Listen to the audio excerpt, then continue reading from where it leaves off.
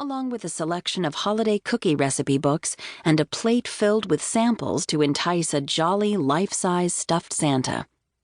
Inside, she knew, there would be more of the delectable cookies for the customers.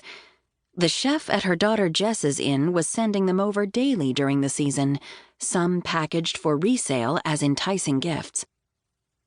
In fact, all along Main Street, Megan saw evidence of her family settling down in this town that had been the creation of her ex-husband, architect Mick OBrien. Though all of their children except Jess had fled for careers and college, one by one they had drifted back home and made lives for themselves in Chesapeake shores. They'd made peace with their father and, to some extent, with her. Only Connor, now an attorney in Baltimore, had kept his distance. It should have been gratifying to see an O'Brien touch everywhere she looked, but instead it left Megan feeling oddly out of sorts.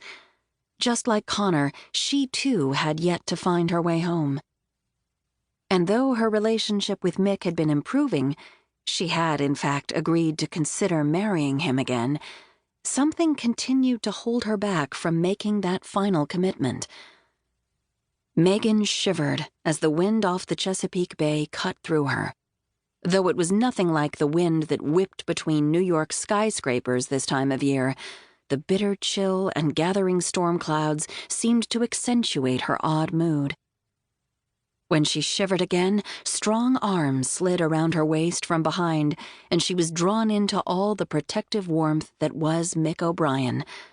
He smelled of the crisp outdoors and the lingering aroma of a spicy aftershave, one as familiar to her as the scent of sea air. "Why the sad expression, Maggie?" he asked. "Isn't this the most wonderful time of the year? You used to love Christmas." "I still do," she said, leaning against him. Despite all those sorrowful holidays she'd spent alone, it was impossible for her to resist the hopeful magic of the season. "New York is always so special during the holidays. I'd forgotten that Chesapeake Shores has its own charm at Christmas." She gestured toward the shop windows. "Bree and Shanna have a real knack for creating inviting displays, don't they?" "Best on the block," he said proudly. There was nothing an O'Brien did that wasn't the best, according to Mick, unless, of course, it was an accomplishment by one of his estranged brothers, Jeff or Thomas. "Why don't we go to Sally's and have some hot chocolate and one of her raspberry croissants?" "I was planning to start on my Christmas shopping this morning," she protested. "It's practically my duty to support the local economy, don't you think?" "Why not warm up with the hot chocolate first?" he coaxed. "And then I'll go with you." Megan regarded him with surprise. "You hate to shop."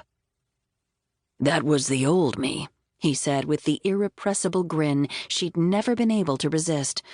"I'm reformed, remember? I want to do anything that allows me some extra time with you. Besides, I'm hoping you'll give me some ideas about what you really want for Christmas."